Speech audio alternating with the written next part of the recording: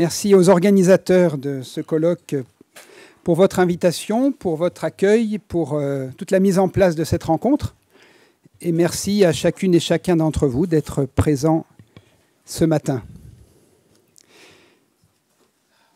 Je commencerai par une anecdote tragicomique. L'hôtel où je réside à Nouméa, à Lansvata, se trouve à 2 pas de la rue du pasteur Maurice Lénard. Je suis donc passé ce matin et j'ai constaté 3 choses. D'une part que c'est une impasse, d'autre part qu'il y a un sens interdit, et enfin qu'au pied même de la plaque du panneau indicateur du nom de Maurice Lénard, il y avait un certain nombre de personnes ivres qui cuvaient leur bière. Est-ce une allégorie, une parabole de Maurice Lénard, de la non-reconnaissance qui lui a été offerte par la société coloniale, ou en tout cas par la société nouméenne, et peut-être d'un certain échec de sa lutte sans merci contre l'alcoolisme. Interroger les présupposés théologiques et philosophiques du discours lénardien, c'est chercher à discerner les ressources intellectuelles et symboliques disponibles préalablement à la rencontre entre Maurice Lénard et l'altérité culturelle, en l'occurrence l'univers kanak. Mais également intervenant entre la rencontre avec l'altérité culturelle et la production du discours sur cette altérité-là. Entre les références situées en amont, l'expérience vécue de la rencontre et la production discursive. Aucun esprit n'est vierge de présupposés, qu'il s'agisse de celui d'un ethnologue ou qu'il s'agisse de celui d'un missionnaire, et Maurice Lénard avait une conscience relativement aiguë de ses propres présupposés de missionnaire ethnologue. Même s'il évoquait régulièrement ses humanités kanak, humanité à prendre évidemment au sens de propédeutique, ce qui laisserait à penser à une initiation ex nihilo, néanmoins il assumait totalement cette posture d'abord de missionnaire qui, selon lui, le rendait sensible à certaines dimensions religieuses auxquelles une ethnologie athée, ou en tout cas agnostique, pouvait ne pas avoir accès. Et par ailleurs, la posture d'ethnologue qui, selon lui encore, lui permettait de devenir meilleur missionnaire. La mission d'évangélisation était donc à la fois pour lui un présupposé et une finalité, alors que l'analyse ethnologique s'avérait être un moyen, mais aussi un certain type de regard, et donc, elle aussi, un présupposé. Quelles sont les sources sur lesquelles je vais appuyer mon propos ? J'ai travaillé sur, évidemment, les textes publiés par Maurice Lénard pour repérer quelles sont les références bibliographiques sur lesquelles, qui nourrissent son analyse. J'ai également eu recours à la bibliothèque de Maurice Lénard, puisque lors de mon séjour à Nouméa de l'an dernier, Philippe Beignet, directeur de la bibliothèque universitaire, avait eu la grande amabilité de me permettre d'accéder au fonds Lénard. Et donc j'avais pu voir ce que Lénard avait lu, en quelque sorte, ce qui constituait sa bibliothèque. Il se trouve que j'ai par ailleurs dans ma bibliothèque personnelle un certain nombre d'ouvrages et de revues que le fils de Maurice Lénard, Raymond Lénard, m'avait cédés peu avant sa mort en 1982, et qui sont très précieux parce qu'il y a les annotations de Maurice Lénard dans la marge, parfois même des lettres entre la couverture et la page de garde, tout à fait intéressantes. Tout cela est fort précieux pour saisir quelles étaient les références livresques de Maurice Lénard et donc le paysage de ses présupposés. Je répartirai mon propos en 3 temps. Tout d'abord, les présupposés théologiques. Dans un second temps, ce que j'appellerai, je justifierai tout à l'heure l'expression, des présupposés philosophico-anthropologiques. Et enfin, dans une dernière partie, des présupposés spécifiquement philosophiques. Tout d'abord, donc, des présupposés théologiques. Dans quel contexte religieux le jeune Maurice Lénard a-t-il grandi et a-t-il été formé ? Le protestantisme français au XIXe siècle était passablement divisé. Après des siècles de persécution qui, comme on le voit dans d'autres situations, avait eu pour effet d'unifier quelque peu le protestantisme. Dès la liberté de conscience acquise avec la Révolution, le protestantisme avait éclaté en plusieurs tendances rivales. Notamment, la fracture séparait ce qu'on appelle le libéralisme théologique de l'orthodoxie calvinienne, qu'on appelait déjà aussi l'évangélisme. Quelle est la différence entre ces deux courants? Le libéralisme défend la légitimité d'un rapport scientifique et critique aux Écritures. On lit la Bible avec les mêmes outils d'analyse qu'on lit Homère ou Shakespeare. Et il tente à relativiser les dogmes en pointant leur caractère historique, donc relatif, au profit d'une liberté d'interprétation et surtout d'une focalisation sur l'éthique. La vie chrétienne est moins une question de doctrine que de conduite droite et altruiste, une orthopraxie plus qu'une orthodoxie. Enfin, les libéraux accueillent favorablement les découvertes scientifiques, et notamment le darwinisme, et les évolutions culturelles dans lesquelles ils voient un progrès moral et spirituel pour l'humanité, une humanité amendable, perfectible. L'orthodoxie calvinienne, pour sa part, met en exergue, comme son nom l'indique, la pureté de la saine doctrine, enracinée dans une lecture confiante et peu critique des Écritures, et de leur reformulation par les premiers conciles, mais surtout par Jean Calvin lui-même. Les orthodoxes insistent sur la nécessité d'une piété personnelle et adoptent une certaine défiance à l'égard des sciences, notamment, encore une fois, du darwinisme, j'y reviendrai, et des mouvements intellectuels et culturels de la modernité vis-à-vis desquels ils construisent une apologétique dans une posture défensive de la foi chrétienne. Ils ont également une vision négative de la nature humaine, profondément corrompue et donc incapable par ses propres forces de tout progrès moral ou spirituel. Voilà quels étaient les deux grands courants théologiques, et le synode de 1872, 6 ans avant la naissance de Maurice Lénard, n'avait pas permis l'unification du protestantisme, les velléités du rapprochement, achoppant notamment sur le principe d'une confession de foi que les orthodoxes exigeaient et que les libéraux refusaient. Or, en 1875, soit 3 ans après ce synode et 3 ans avant la naissance de Maurice Lénard, le père de Maurice Lénard, Franz Lénard, né en 1846, mort en 1922, est nommé enseignant à la faculté de théologie de Montauban. Les protestants disposaient à l'époque de 2 facultés de théologie, puisque la faculté de Strasbourg avait été récupérée, cédée à l'Allemagne au terme de la guerre de 1870. Il restait donc la faculté de Paris d'obédience libérale et la faculté de Montauban d'obédience orthodoxe. Faculté de Montauban qui sera déménagée en 1920 vers Montpellier. Franz Lénard bénéficiait d'une double formation de théologien et de géologue, et il hésitait d'ailleurs entre le ministère pastoral et une carrière académique. Sa nomination à Montauban, sur une chaire créée spécialement pour lui de philosophie des sciences, révèle, alors que nous sommes dans une faculté orthodoxe, révèle que la question du rapport entre théologie et science travaillait en profondeur la communauté protestante et que le camp orthodoxe avait finalement admis la nécessité, sinon d'un dialogue entre théologie et science, du moins d'une sensibilisation des futurs pasteurs à la démarche scientifique. Or, Franz Lénard, tout en se rattachant à la famille orthodoxe du point de vue en tout cas de la piété, était ce que son nécrologue Philippe Dault appellera un évolutionniste chrétien.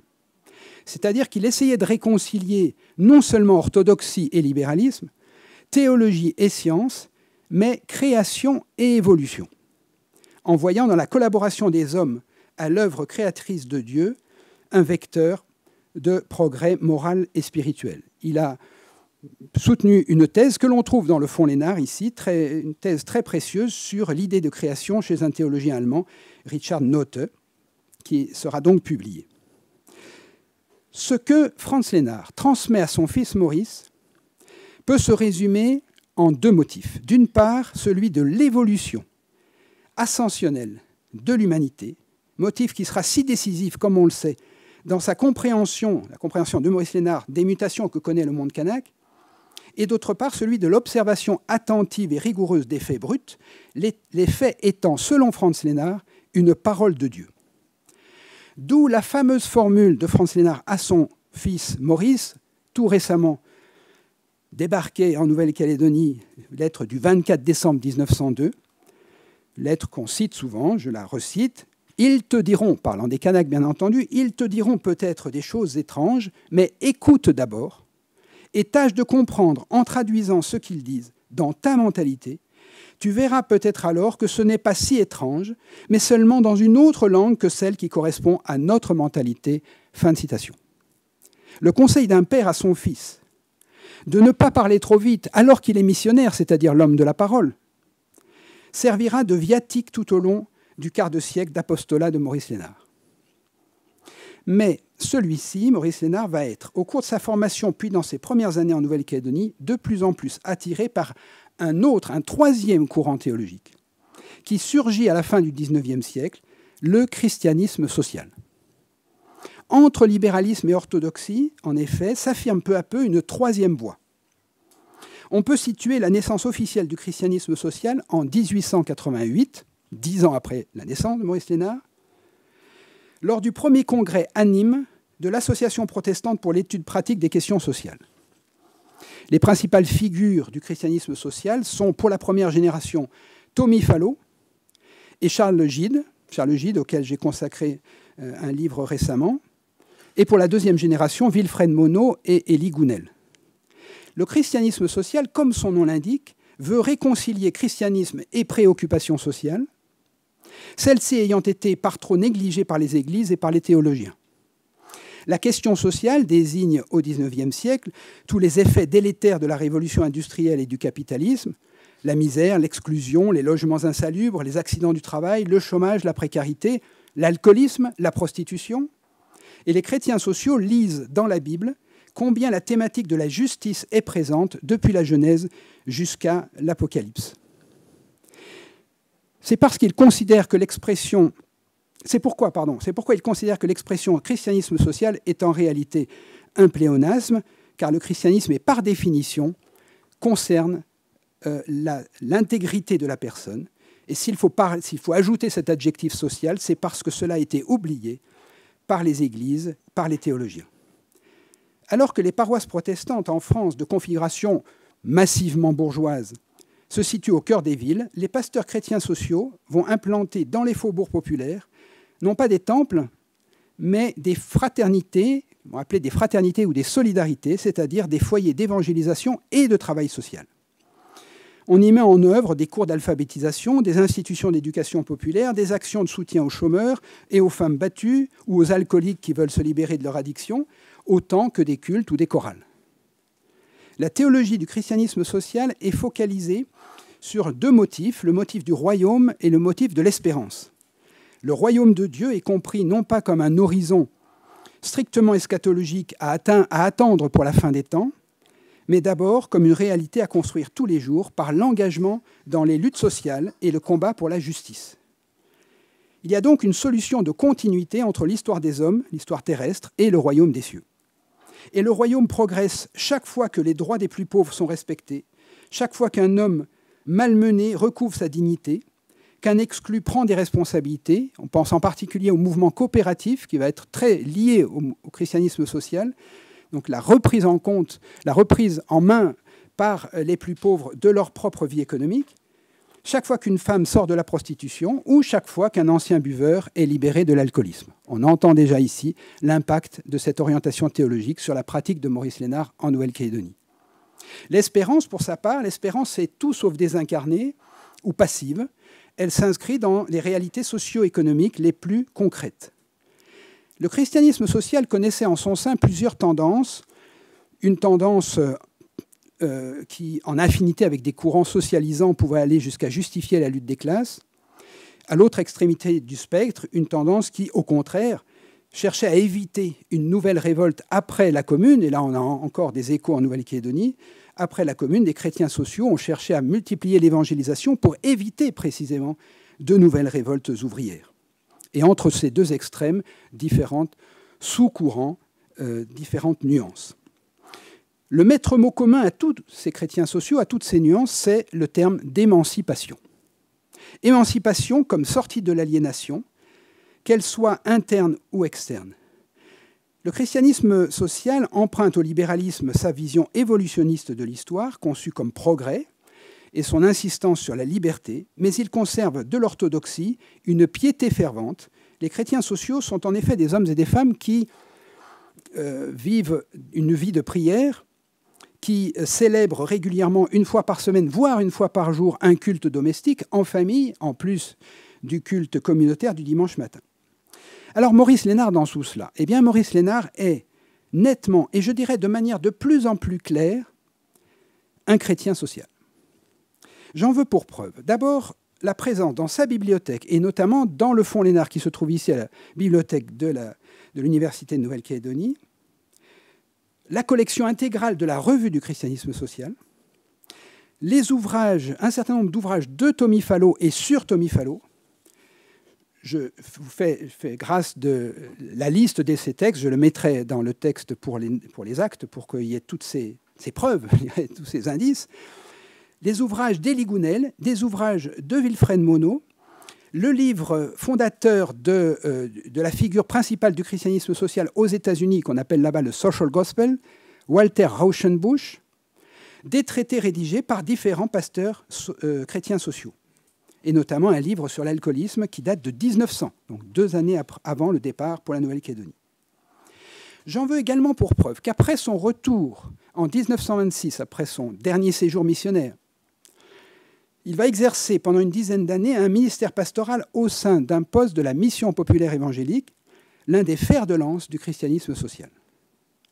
Mais on peut déjà repérer une orientation très claire chrétienne sociale dans la thèse qu'il soutient quelques semaines avant son départ pour la Nouvelle-Calédonie en 1902, consacrée au mouvement éthiopien au sud de l'Afrique.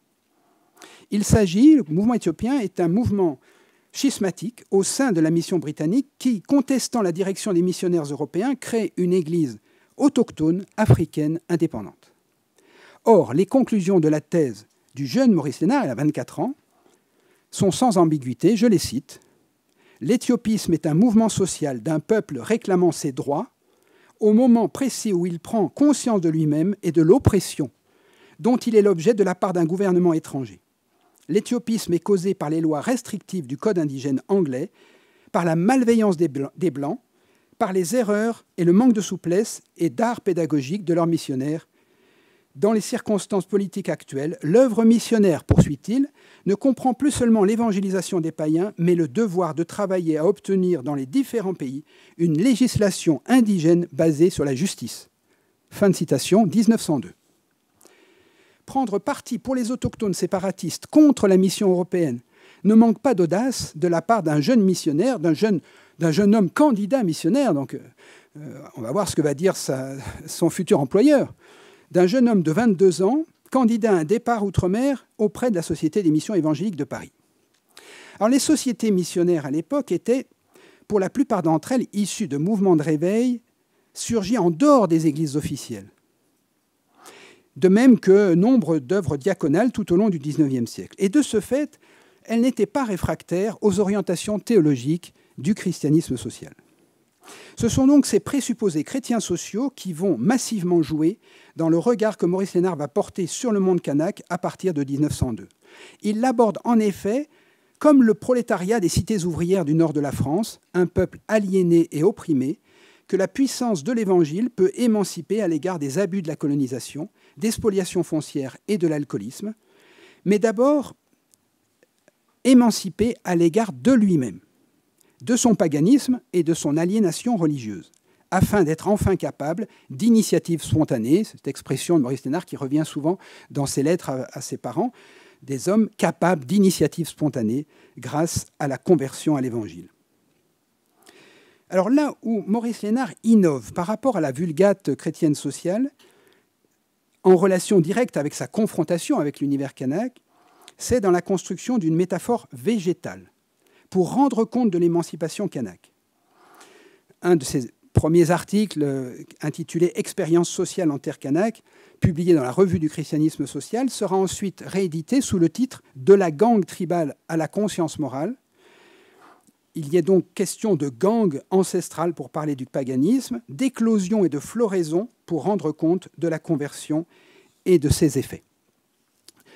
ce sont des métaphores absentes de tous les discours des chrétiens sociaux occidentaux, européens, mais à l'évidence issues à la fois de l'imagination de Maurice Lénard et de sa découverte du monde kanak dans lequel la référence végétale tient une telle importance. Tout se passe comme si Maurice Lénard avait voulu traduire ces présupposés chrétiens sociaux d'évolutionnisme, de résistance contre l'arbitraire et d'émancipation à l'endroit des déterminations religieuses comme sociopolitiques en des termes issus d'une conjugaison de syntagmes culturels kanak et d'intuitions spécifiques à son propre imaginaire. Seconde partie, je l'ai intitulée « Présupposés philosophico-anthropologiques ». En effet, les textes qui nourrissent la formation de Maurice Lénard à l'ethnologie émanent d'auteurs issus d'une matrice philosophique. Les fondateurs de l'ethnologie en France venaient forcément d'un autre champ disciplinaire, Émile Durkheim, dont Maurice Lénard reçoit le volume « Les formes élémentaires de la vie religieuse » paru en 1912, il le reçoit en 1914 pour son 36e anniversaire à Doneva. Ses parents lui envoient à Doneva ce volume, et donc il l'a lu à cette époque-là. Lucien Lévy-Bruhl et même Marcel Mauss étaient tous trois des agrégés de philosophie. Il n'y avait pas de possibilité d'avoir une formation en anthropologie à l'époque, puisque c'est le fondateur de l'anthropologie. Et les modalités des balbutiements de la nouvelle discipline s'en ressentent nécessairement. Alors, on trouve dans la bibliothèque de Maurice Lénard d'autres textes, d'autres ouvrages, notamment d'anthropologues anglo-saxons, Codrington, bien sûr, Malinowski, évidemment, et puis un peu plus tard, Bernard Deacon, son livre sur Malekula de 1934. On les trouve dans sa bibliothèque avec des annotations tout à fait précieuses. Néanmoins, ce sont essentiellement les maîtres français de l'ethnologie naissante, pétris de philosophie spéculative, qui vont influencer son discours. D'où mon titre, Les présupposés philosophico-anthropologiques. D'abord, Lévy-Bruhl. Lévy-Bruhl, comme Patrice Godin l'a rappelé tout à l'heure, Maurice Lénard le rencontre dès 1920, septembre 1920, donc entre son second et son troisième séjour en Nouvelle-Calédonie. Lucien Lévy-Bruhl, qui était titulaire de la chaire d'histoire de la philosophie, l'histoire de la philosophie moderne à la Sorbonne, et qui introduit Maurice Lénard dans le cercle de la recherche ethnologique balbutiante. Dans ses quelques 10 ouvrages consacrés à la mentalité primitive, Lucien Lévy-Bruhl soutient que l'espèce humaine peut être scindée en 2 types de mentalité, l'une rationnelle et civilisée, l'autre prélogique et donc primitive. Le propre de la mentalité primitive est de ne pas être en mesure de distinguer le sujet de l'objet. Lorsqu'un primitif déclare « je suis un oiseau », il croit littéralement ce qu'il dit, car il participe à l'être même de l'oiseau. Il est en proie, dit Lucien Lévy-Bruhl, à une participation mystique, totalement indifférente aux catégories et aux procédures cognitives de la logique, et notamment au principe de non-contradiction. Ces 2 mentalités sont, aux yeux de Lévy-Bruhl, irréductibles l'une à l'autre, irréconciliables, mutuellement exclusives, comme s'il y avait 2 espèces d'hommes. Entretenant avec son maître une relation de déférence quasi filiale, qu'il exprime par exemple dès les premières lignes de Docamo, Maurice Lénard va assumer une bonne partie des orientations de sa pensée. Mais il va aussi les nuancer fortement et les faire évoluer chez Lévy-Bruhl lui-même. Celui-ci ira jusqu'à faire amende honorable. Son autocritique apparaît nettement dans ses carnets, publiés à titre posthume 10 ans après sa mort, en 1949, préfacés par Maurice Lénard. À plusieurs reprises, dans ses notations effectuées en 1938, Lévy-Bruhl écrit « C'est Lénard qui a raison ». L'impact de Maurice Lénard sur Lévy-Bruhl concerne le cœur même de sa thèse. Le clivage insurmontable entre les 2 mentalités. Lévy-Bruhl reconnaît finalement, à la toute fin de sa vie, que la mentalité mystique est sans doute plus marquée chez les primitifs, mais présente dans tout esprit humain. Et c'est Maurice Lénard qui le convainc de cela. Cela étant, Maurice Lénard rejoint son maître dans ses considérations sur le rapport de participation affective du primitif au monde qui l'entoure. Le primitif n'est pas en capacité de se dégager de son environnement naturel comme social. Et il va même radicaliser la position lévy-brullienne en développant la théorie du cosmomorphisme. Je n'ai pas le temps de le montrer ici, mais c'est une radicalisation de la pensée lévy-brullienne. Maurice Lénard ne découvre la thèse de Lévy-Bruhl la mentalité primitive, c'est 1922, donc près de 20 ans après son immersion dans l'univers kanak. Ce présupposé ne vient donc pas en amont de la rencontre avec l'altérité culturelle, à la différence des présupposés théologiques que j'ai présentés dans la première partie de mon propos.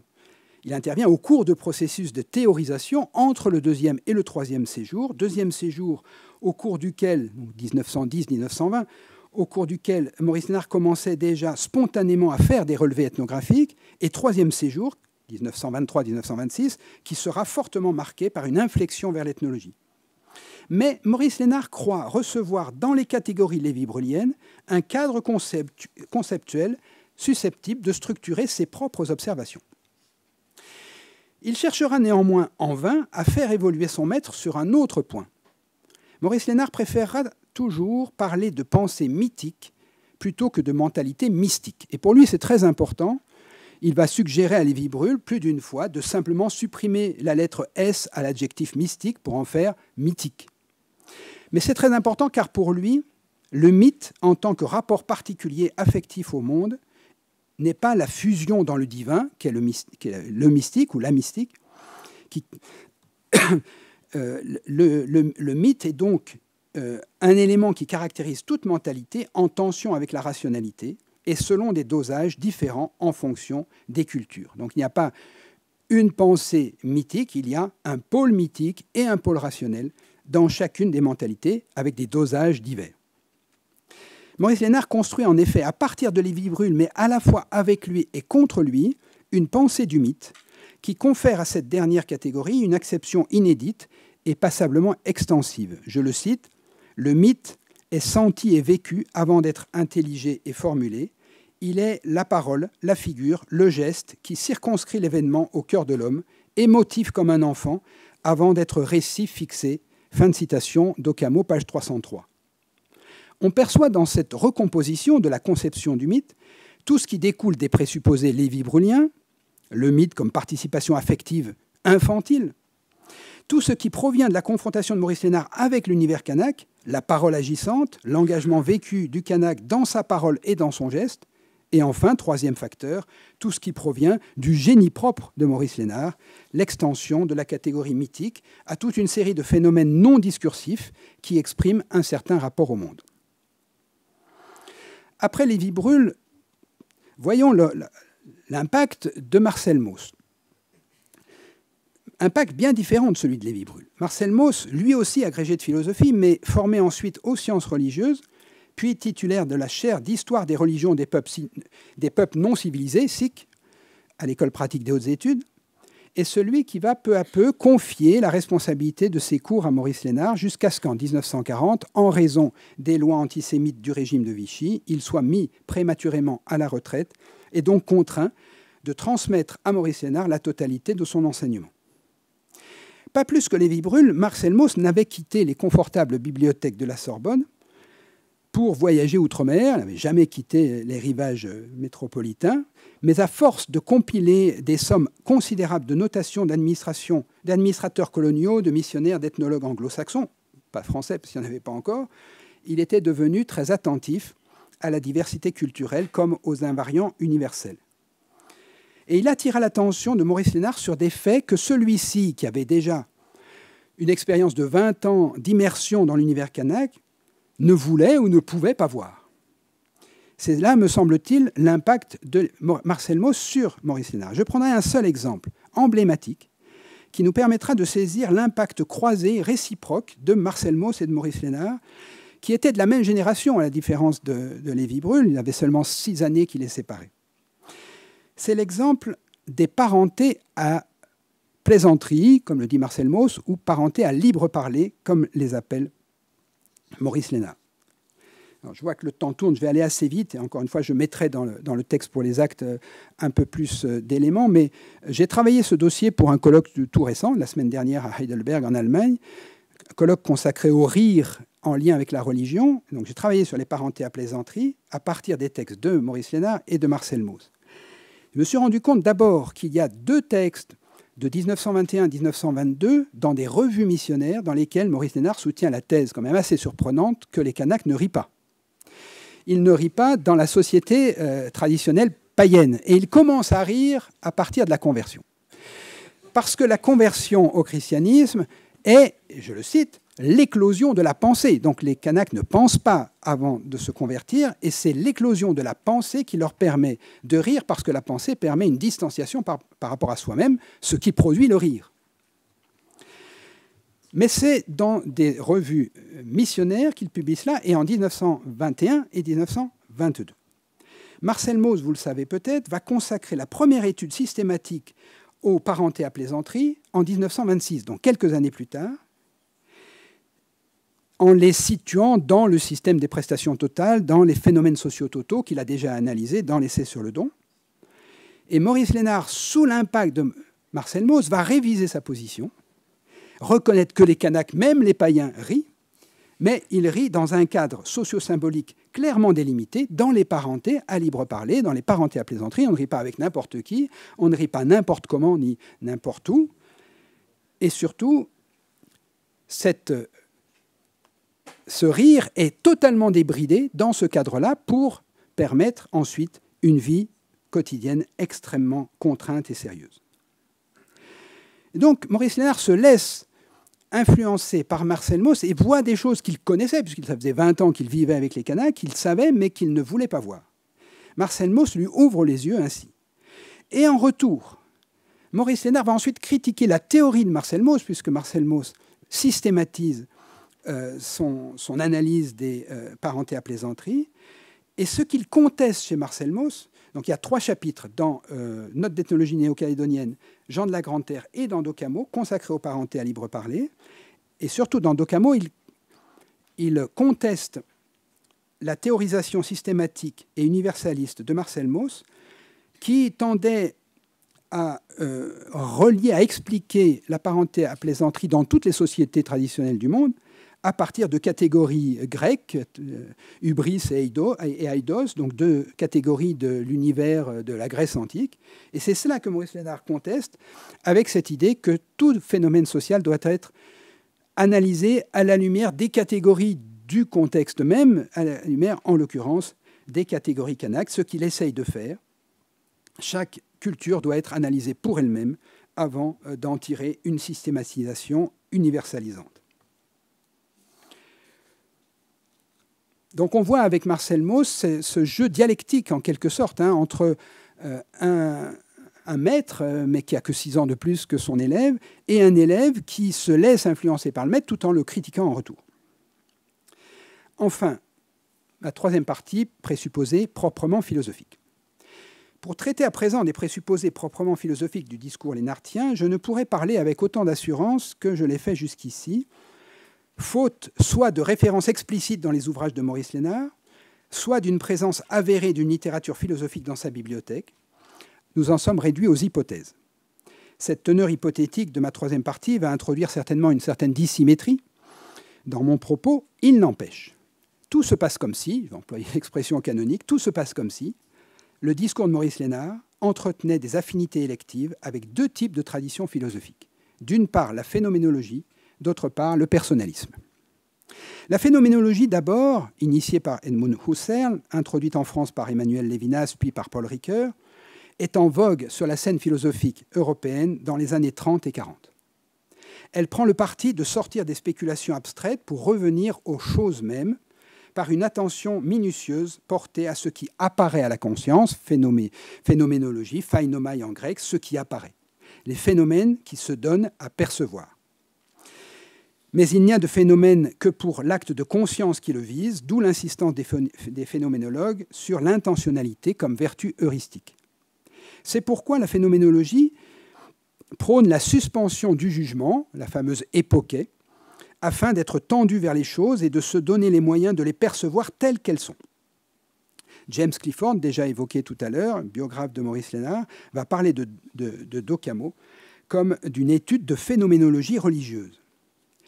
Alors, il n'y a aucune référence, ni à Husserl, ni à aucun phénoménologue, philosophe phénoménologue, sous la plume de Maurice Lénard. Néanmoins, il y a des références, pas très nombreuses, mais quelques références, il y en a 5 dans Docamo, à ce succédané anthropologique de la phénoménologie philosophique qu'est l'œuvre de Gerhardus van der Leeuw, qui est donc un phénoménologue formé à la philosophie et néanmoins qui applique la phénoménologie philosophique à la religion, au phénomène religieux.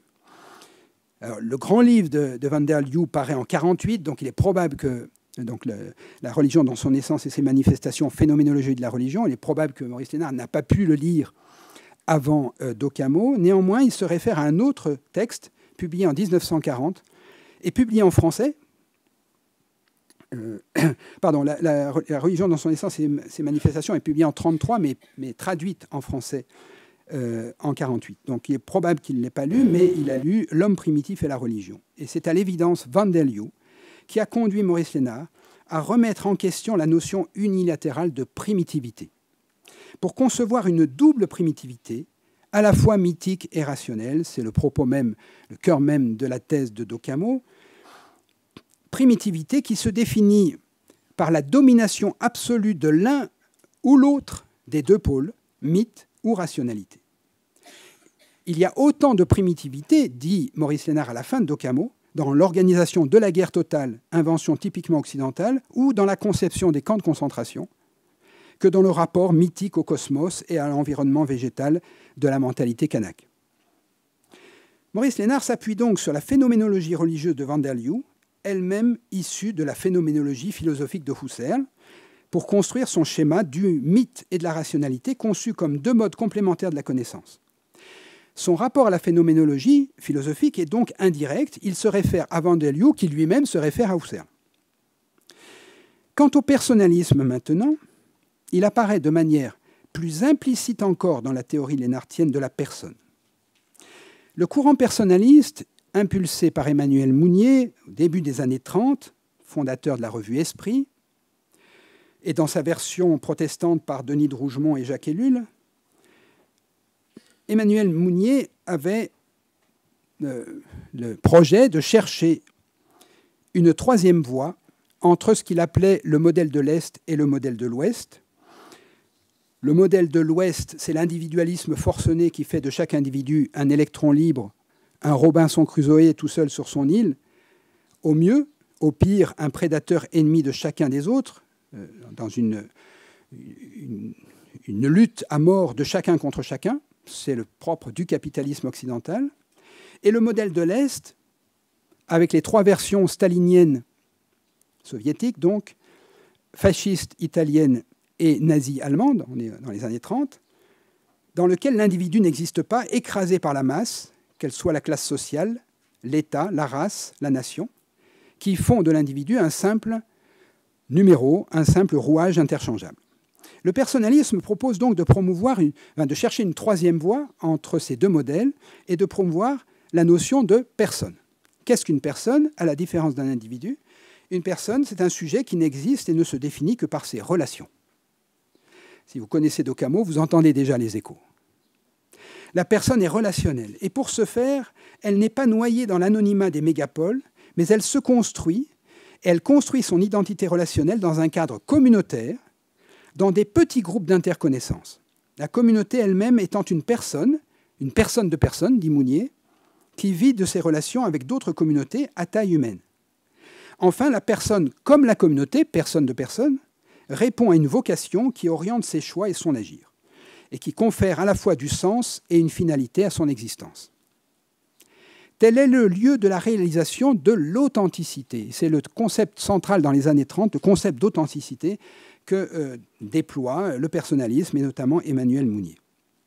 Les affinités entre la pensée personnaliste et la théorie lénartienne du sujet authentique, le Ndokamo, donc on le trouve notamment au cœur même de d'Occamo, ne laissent pas de saisir le lecteur attentif. Tout se passe comme si, j'emploie de nouveau cette expression, parce que j'en suis réduit aux hypothèses, aucune référence à Mounier dans d'Occamo. Tout se passe comme si Maurice Lénard s'était nourri de la philosophie personnaliste d'Emmanuel Mounier et de ceux qu'on appelait les anticonformistes des années 30, pour lui faire subir un décentrement singulier, pour s'en servir de grille herméneutique afin d'interpréter l'altérité kanak. Afin aussi de comprendre le processus d'évangélisation lui-même, et donc de se comprendre lui-même en tant que missionnaire, puisque le Ndokamo est conçu comme le réajustement, l'accès au juste équilibre entre mythe et rationalité par la conversion à l'évangile.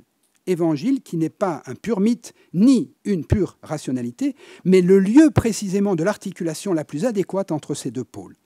Le chemin offert à chacun vers sa propre authenticité, que l'on soit kanak ou non kanak. Il ne s'agit plus de définir une troisième voie entre individualisme et massification, comme le font les personnalistes européens, et notamment Mounier.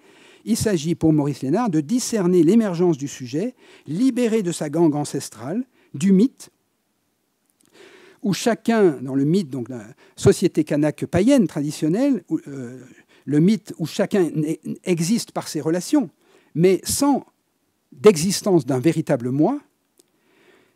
Il ne s'agit pas non plus de dériver vers les aberrations de la pure rationalité apportée par l'Occident. Il s'agit de trouver le juste équilibre, et la solution pour le trouver, c'est la conversion au Christ. Mais une fois encore, la filiation entre le personnalisme et les discours lénartiens est une hypothèse personnelle que j'assume, qui repose autant sur des intuitions que sur des indices probants. Il est temps de conclure. Au terme de ce parcours, il me semble possible d'avancer ceci. Le discours lénartien est le fruit de la rencontre entre trois facteurs ou trois vecteurs. D'une part, les présupposés théologiques, philosophico-anthropologiques et philosophiques de Maurice Lénard, ressources intellectuelles et symboliques disponibles en avant de la rencontre ou au cours de l'élaboration discursive. Deuxième vecteur, l'expérience de la confrontation avec l'altérité culturelle, en l'occurrence avec l'altérité de l'univers kanak. Et enfin, le génie propre de Maurice Lénard, de l'homme Maurice Lénard. Ces trois vecteurs vont se conjuguer et s'articuler selon des modalités diverses, selon une alchimie à chaque fois singulière, pour donner lieu à un discours singulier. D'abord, les présupposés théologiques peuvent se résumer par les orientations du christianisme social et par leur focalisation sur le motif de l'émancipation. Mais la rencontre avec le monde kanak et la sensibilité particulière de Maurice Lénard conduisent celui-ci à déployer une pensée du végétal qui traduit le christianisme social dans un système de référence autre que le cadre conceptuel des chrétiens sociaux occidentaux. Deuxièmement, les présupposés philosophico-anthropologiques peuvent s'exprimer à travers la théorie lévi-brullienne de la mentalité primitive et mystique, et la théorie maussienne du phénomène social total ou du système de prestation totale, mais la rencontre avec l'univers kanak et le génie propre de Maurice Lénard l'ont amené à élaborer une pensée du mythe qui extrait le mythique du mystique et recompose totalement le concept même de primitivité en distinguant une primitivité mythique et une primitivité rationnelle, et à réenraciner l'ethnologie française balbutiante dans un empirisme nominaliste micro-local qui invalide toute prétention spéculative universalisante, à ses yeux par trop positiviste. On entend déjà la tension avec le structuralisme. Enfin, les présupposés philosophiques de Maurice Lénard révèlent ses affinités avec la phénoménologie et avec le personnalisme chrétien, mais l'immersion prolongée dans la culture kanak et son génie propre ont conduit Maurice Lénard à échafauder une pensée du sujet authentique, l'Ndokomo, qui, s'appuyant sur la phénoménologie et le personnalisme, les réoriente vers une conception conversionniste de l'authenticité, authenticité qui se veut à la fois le fruit de l'émancipation à l'endroit de la gangue végétale, le produit d'une synergie entre mythe et rationalité, et le lieu de rencontre entre les deux processus d'acculturation. Je renvoie évidemment à la fin à la postface de Jean de la Grande Terre. Tels sont, à mon sens, les soubassements du discours lénartien qui dialectisent ces trois vecteurs dans une production discursive. Les psychanalystes diraient peut-être une perlaboration, une production discursive inédite et passablement intrigante, vous l'avouerez. Ce sont les diverses dimensions de ce discours lénartien que notre colloque se propose maintenant d'explorer et de soumettre au débat. Je vous remercie de votre attention.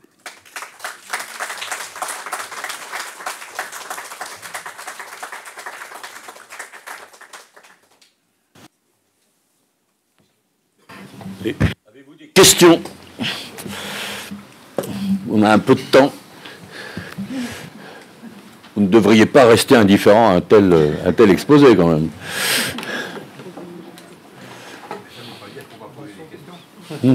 J'espère, Bernard.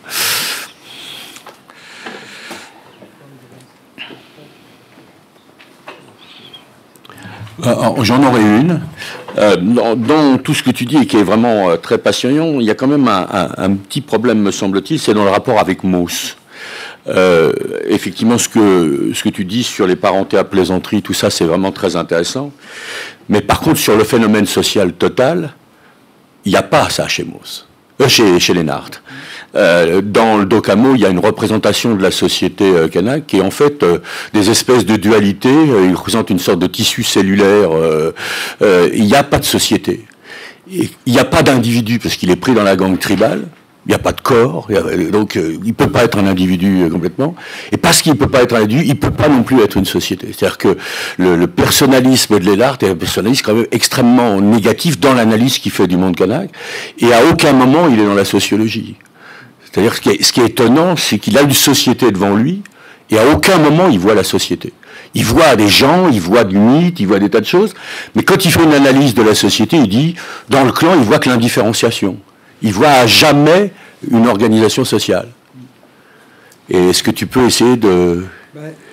Effectivement, bon, les trois types de présupposés que j'ai essayé de clarifier rentrent en tension entre eux, et donc certains présupposés vont en disqualifier d'autres, et notamment, bon, je dirais, pour prendre l'exemple des parentés à libre parler, je pense que le présupposé anthropologique, qui consiste à regarder les faits au-delà d'une idéologie missionnaire, va permettre à Maurice Lénart de récuser certains présupposés missionnaires ou théologiques.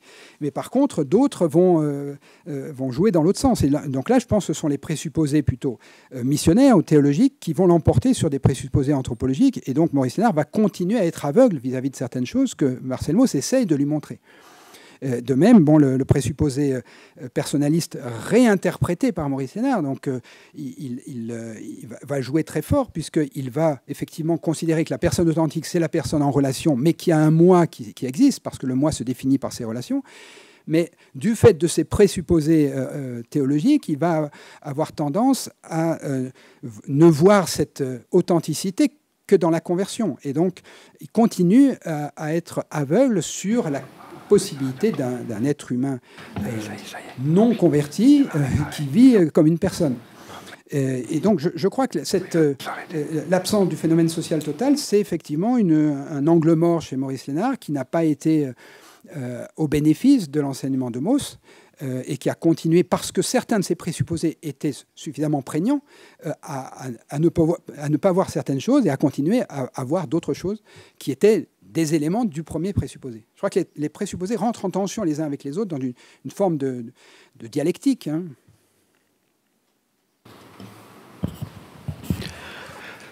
Petite question de profane.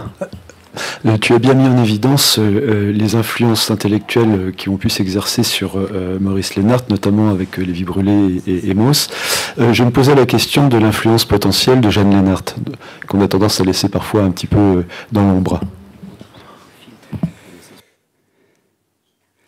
Alors, je ne sais pas, tu penses à quelque chose en particulier ? Dans sa réflexion conceptuelle, est-ce qu'on peut imaginer que Jeanne Lénart a pu jouer également un rôle qui n'apparaît pas nécessairement ?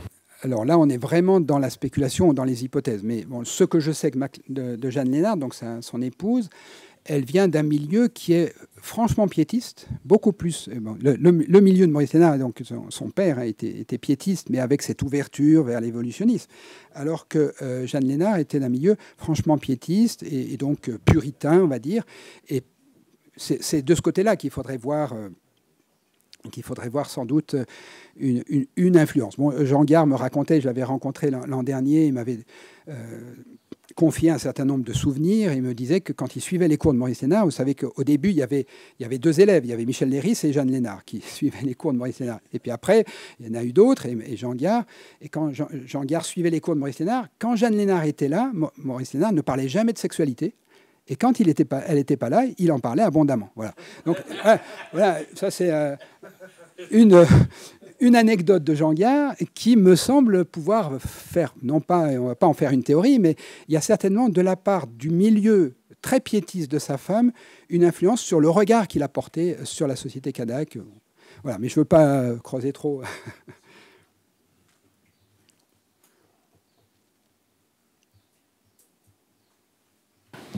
Oui, comment à ce sujet-là, c'est quand même Jeanne Lénard qui recevait dans des lettres les confidences des femmes de pasteurs dans leurs aventures, quelquefois.